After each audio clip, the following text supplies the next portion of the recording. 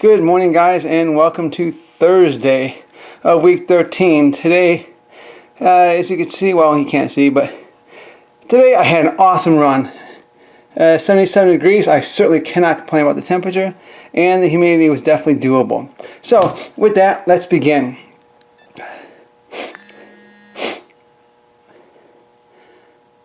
Okay. Oh, new record. Look at that. You guys get ready for this. 10K record of 44:50. Hoorah! 3 days of recovery, not hoorah. Alright, you guys got a chance to witness a 10K record. This is awesome. And congratulations. Surprise! Yes, I ran 7.07 miles. So clearly what I've been doing, despite the mishaps of my training, have been working. My average pace was 7:22. That includes warm-up. Alright. And real quick, we'll show you what 7 miles worth of steps look like, and then it's shower time. There's my heart rate, flat line while I was sleeping to red line while I was running.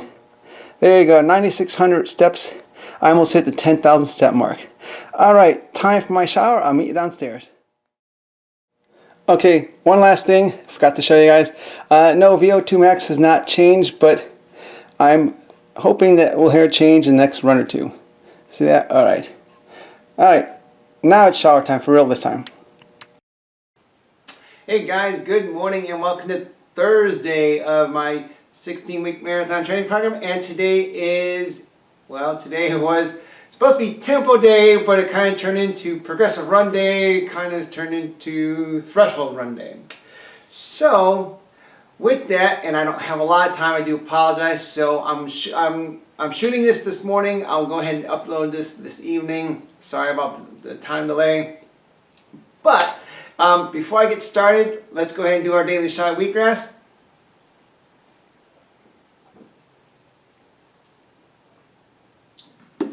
All right. Now, with that, you saw when I first came back, you saw something pretty remarkable, in my opinion. And for somebody who's been training in and around injury for the last few weeks or too many, it hasn't exactly been the most motivating, video you could be watching on YouTube right now.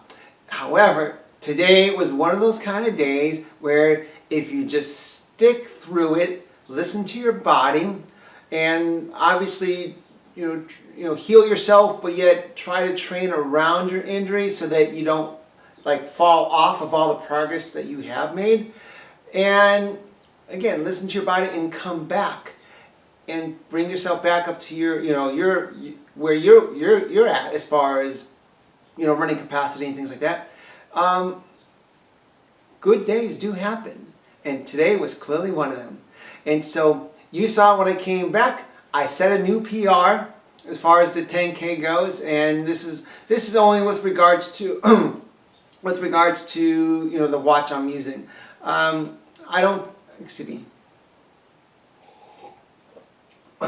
can't say for certain if I've ever have a recorded 10K better than that, but anyhow, I definitely set a 10K record, and this is only training, so this is really kind of cool. Now, what did I do to do this? Well, in regards to kind of how Tuesday went, with regards to my warm-up mile, and then I was able to knock out two 1,600-meter intervals. And the second one was clearly just a few seconds better than the first one, which is a surprise, since I've never ran more than just one in the past. That was a real surprise. And so, one of you guys who watch my videos, a girl named Rochelle, she took and made a comment about how she has trouble with her first little speed drill, and it's the second one she feels better on. And so, as I shared with her, yes, this is true. Even as we saw on Tuesday, one warm-up mile clearly wasn't enough warm-up for me, and then only after my first mile at, you might say, interval speed, was my body really warmed up, because the second mile at interval speed demonstrated that, flat out demonstrated that. And so what I did with that today was, as you guys know, I go out on my morning runs, and I think to myself, okay, body, what does my body feel like doing? What does it have in it? And how can I push it based on where it's at in order to get results? You know, I don't want to push myself over the edge and hurt myself, but at the same time, I don't want to go out there and just waste my time in the morning. And so I thought to myself, like, okay, mile 1 was going to be a warm-up. Then I said, well, you know what, let's make mile 2 a 7:30. Let's make mile 3 a 7:15. Mile 4 a 7. And let's see if I can bring down the last 3 miles to marathon pace, like a 6:50, 6:45. That was what I was thinking. And if you've ever done progressive run, something you might recognize is that there's a level of discomfort when you're really pushing yourself. And I came up with a motto along, I think it was like last year or so, that came up with this motto, and it goes like this: if it doesn't hurt, it doesn't help.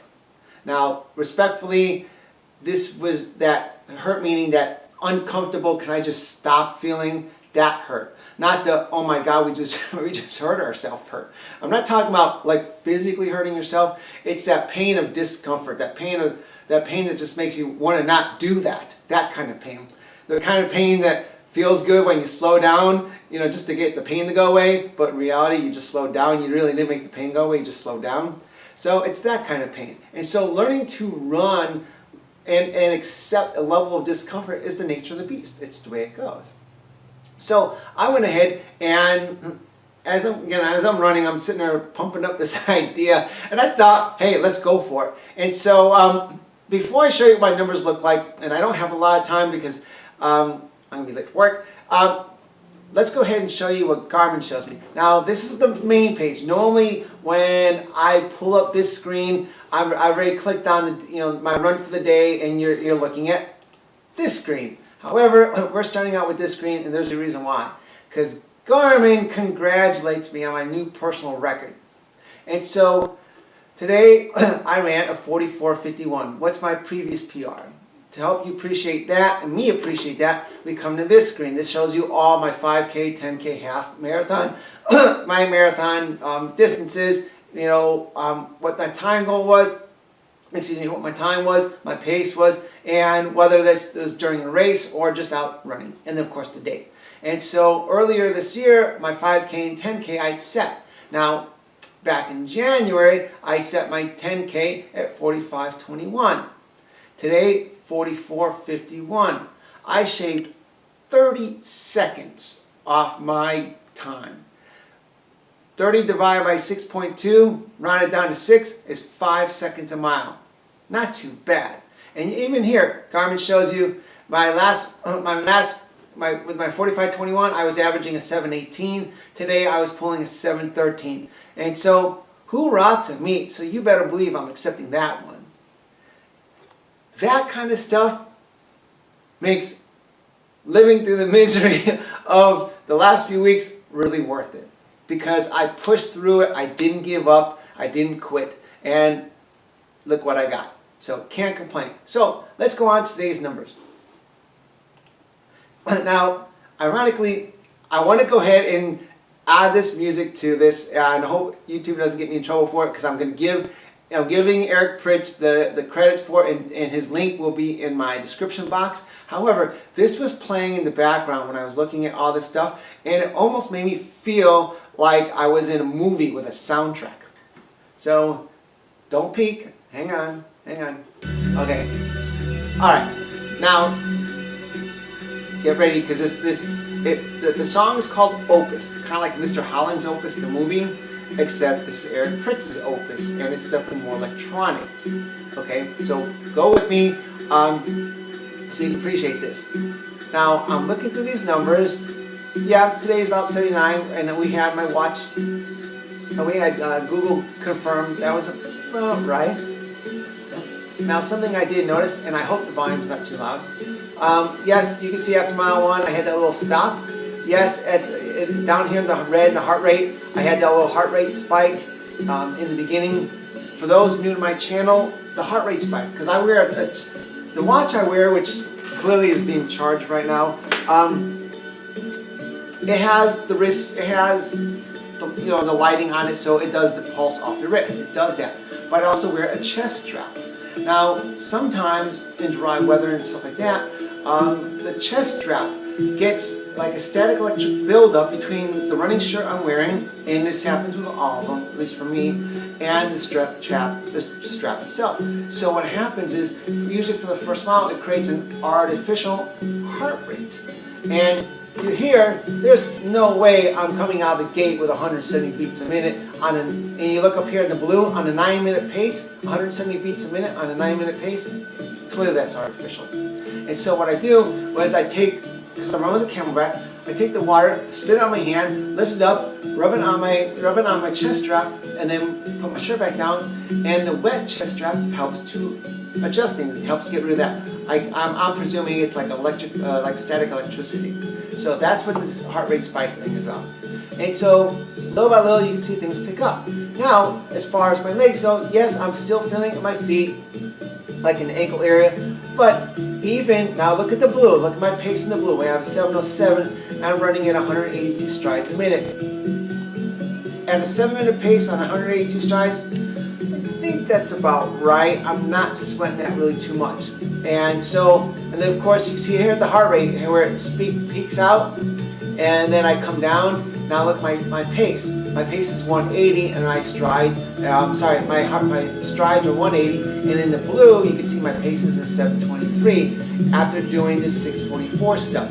So clearly I was able to elongate my stride over longer as I slowed my pace down. Like the music, this just kind of works for me. So looking at my numbers, this is why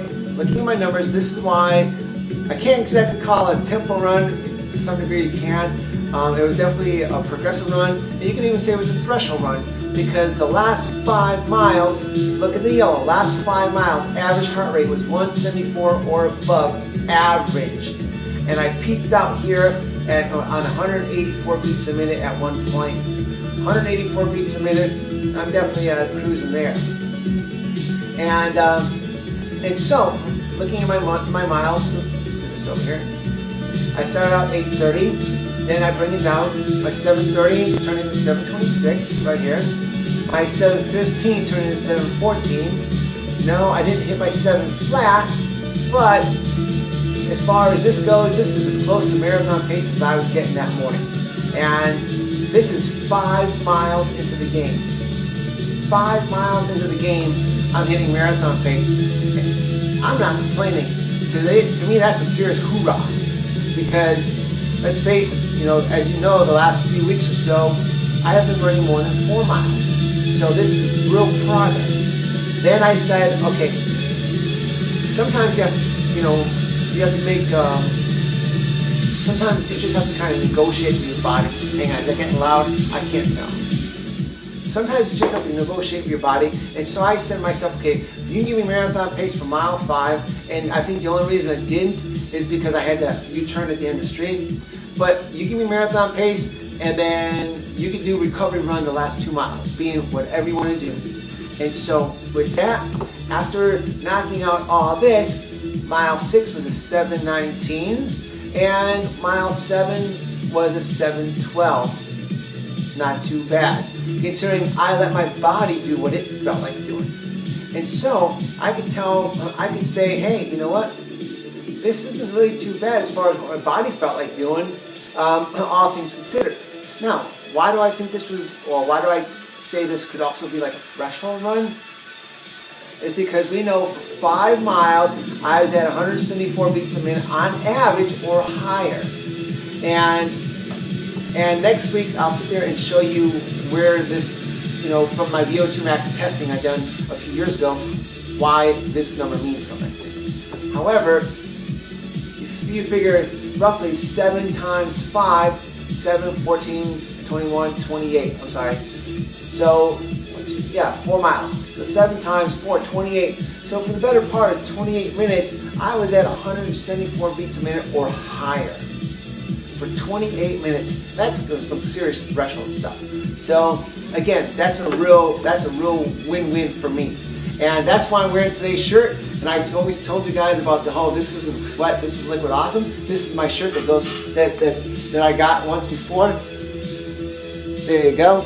And so I had serious liquid awesome going on today, and I had some serious liquid awesome in the fuel tank too. And now, looking at my stats real quick, we'll get this wrapped up. But yeah, aerobic threshold 5.0. I clearly maxed out my training capacity per day as far as Garmin goes. Now again, I always question, does it go higher than that? If it does, Garmin's not going to tell me that because Garmin doesn't want me to go higher than that, probably. So, training effect, not aerobic threshold. Training effect is 5.0. For those who are new, I'm seriously overreaching. Clearly, it's definitely in the overreaching area. Yeah, I'm overreaching, but this is one of those days where the body was willing to and ready to put out. No pun intended. It was ready to deliver the goods. It felt like it. I had the energy, and you could see the endorphins are like running through the veins here. So that was that. Now going back to Eric Pritz, because I want to give him credit for this. This is his opus. Yeah, it's about a 9-minute track, like all together. This is from Tomorrowland and one of those outdoor EDM concerts, multi-day concerts. So I'll put the link to this. If you want to check him out, I'll put this in the description box. So I do want to give Eric Pritz credit for this because again, I just happened to be watching that when I started looking through these numbers. It kind of sounds like, you know, a movie soundtrack because as you can hear, the opus kind of builds up. So if you were able to kind of hear that over me talking, yeah, it just kind of builds up slowly. And as I was learning all this, you know, when I was discovering all this about myself and the data, it just kind of worked. So I wanted to share that with you. Now, also, do we have time? You know what? I'm going to make this real quick. With regards to the news, here, let's stop that. With regards to news, I had to share with you. As you can see, training hasn't always been going for me the way I wanted to do. So, yes, the run I was going to run, you know what? Let me tell you, I seriously apologize if I was time stressed, and I don't want to just give you like the 10-second soundbite because there's more to it, and I truly apologize. So on Saturday, when I clearly don't have a job to go to, I'm going to go more into that, explain to you what's going on with my race schedule. Don't mind the fire department. So don't mind that. And I know I promised you today, but I just don't have the time. So with that, I promise on Saturday, I'm letting you know what my race schedule is going to be, what's going on with that. And if you like today's video, please hit the like button. If you have any questions, comments, please post those below. And if you're new to the channel, please subscribe. Every Tuesday, Thursday, and Saturday, I post videos on my training progress towards my first sub 3-hour marathon. So with that, you guys have yourself an awesome day, and I'll see you on Saturday. Take care.